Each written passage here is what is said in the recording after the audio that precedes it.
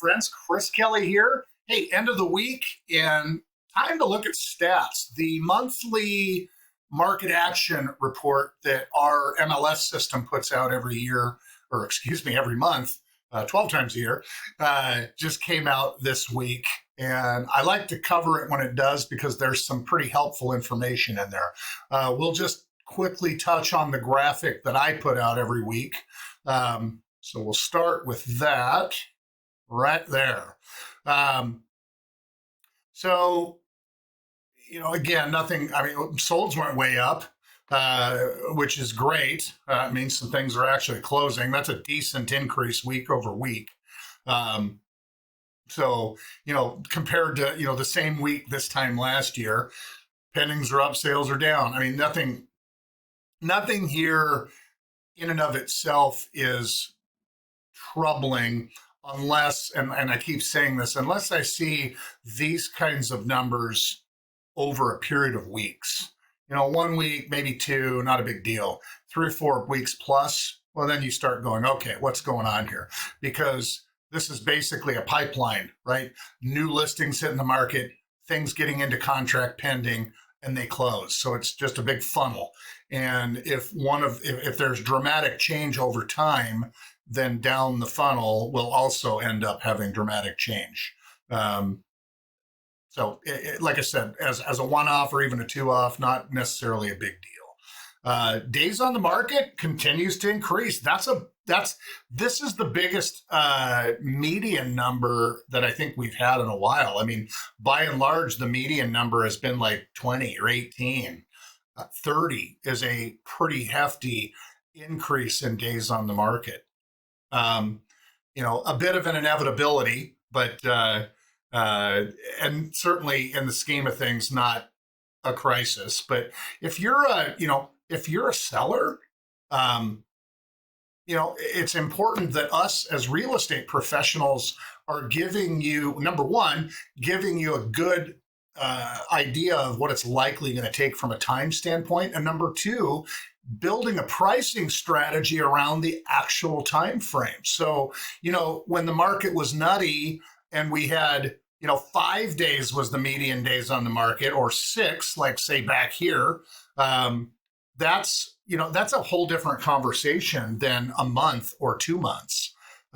There's no pricing strategy around 6 days on the market. You set a price and you're probably right. That was kind of the way it was. And if you weren't right, somebody would get over it and it would be right anyway. That's the craziness that was this market here. That's not where we live here. We live in a much more normal time where people look at a property and they might look at it 2 or 3 times and they might not offer you full price and they might ask for some things. And if you're a buyer, yeah, you get to do those things again. Hallelujah. So it's definitely the market pace is slowing. I'm not alarmed or I'm not really upset about it. It's change. God knows the world doesn't like change. But let's see. Average and median sales price, pretty flat. Again, pretty darn flat. So, you can go back this far, and that's 3 years, and they look awfully similar to where we are today. And that shows up in the RMLS numbers too. So that being said, why don't we flip over to those? Let me grab the heat sheet. It's kind of an interesting document, but it shows you where the bulk of the sales are, and it's not really surprising when you look. And this is Portland Metro, right? This is through July in the entirety of the Tri-County marketplace. So as a percentage, this is where most of the sales were back then, and now. And you can see that this hasn't changed very much. You pick a given price range, and the percentage of sales in that price range is awfully similar. So this just further supports what I say week in and week out about the market being flat. But you can see, if you're $1.5 million seller, there's not a lot of things going on. In fact, 8 sales in all of Portland Metro between 1.4 and 1.5. 15 total sales up over 2 million. So you think, well, that's much bigger than this one. Well, this one's only $100,000 price range. This is everything else, 2 million and north. So, but that's all of Tri-County. So it's pretty clear where the world is. Let's see, this is a really, really instructive piece. It's actually on the same graphic down here. This again demonstrates the absolute flatness that is the market. Look at transactions, closed transactions year to date in the Tri-County area. I mean, they're within what, 2 dozen? I mean, they're really close numerically.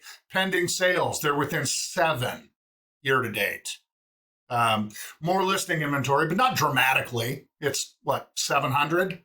800 more. So it's a few for sure, but that's spread out over that whole Tri-County marketplace. But this right here, compared to the flatness in the pending and closed, this is why days on the market has gone up a bit. And it has. So again, this is an average of the Tri-County area, whereas the DOM, the days on market numbers I pull are for a given week. So this is year to date, right? 63 is the average time on the market, which is about what it said over there. Last year was 55, so added a week, basically. Not earth-shattering. I mean, it says it's a 19% change, but excuse me, a 13.6% change, looking at the wrong box, but that sounds bigger than it is. It's a week. So let's see. Now, I'd love to go to, and I won't dive into this too deep, but this is a really instructive document, and it breaks down all of the areas of Portland Metro by market area, Gresham, Southeast Portland, Northeast Portland, so on and so forth. And it kind of tells you where average sales prices are, what average market time is. I like, and that's for the current month.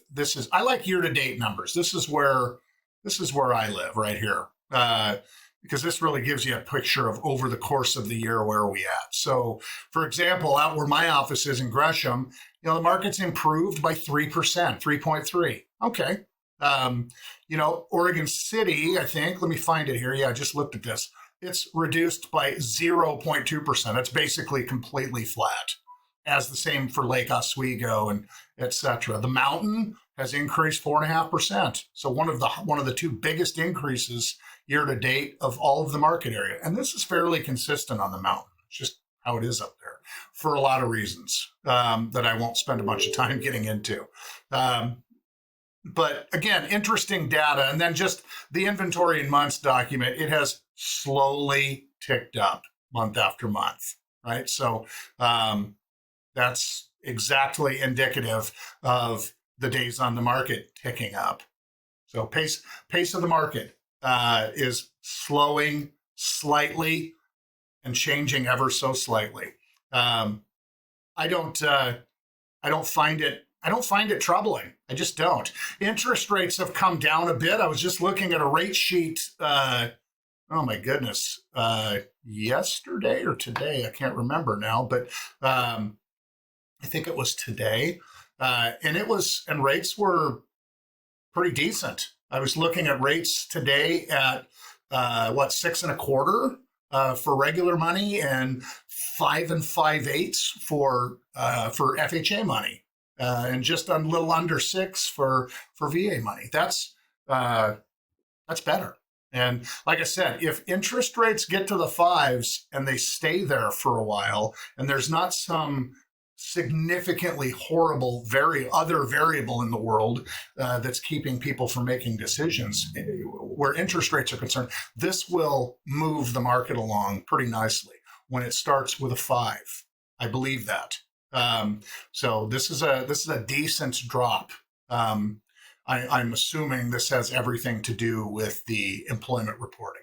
So I'm not a lending professional by any means, but I tend to watch this and I tend to listen to people that are smarter than me. So that's what I think is causing the rates to come down, regardless of why they are. And that's great. So I think I'll leave things at that. We had, on another note, My goodness, a spectacular picnic. Yeah, I say it every year. I think that was the best one. I think this was the best one. The weather, we couldn't have dreamt up better weather if I ordered it. Slight breeze, 80 degrees. It was just awesome. Clear as a bell. It was great. The food was excellent. Tons of people. We actually ran out of space.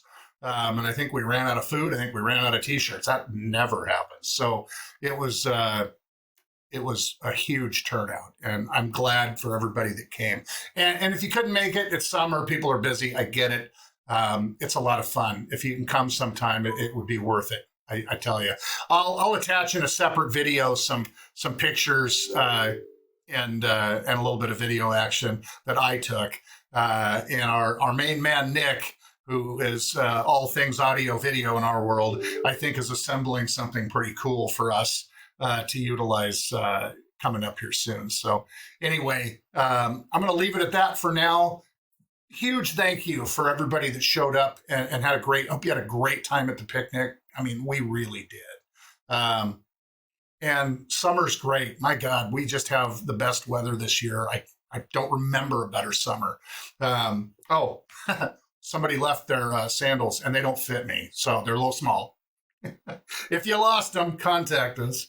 Anyway, I hope you and yours are well. As always, if there's something that I can be doing or something my team can be doing to help you, let's talk about it. I love what I do, and I love being able to help. So anyway, take care. And as I always say, till the next time.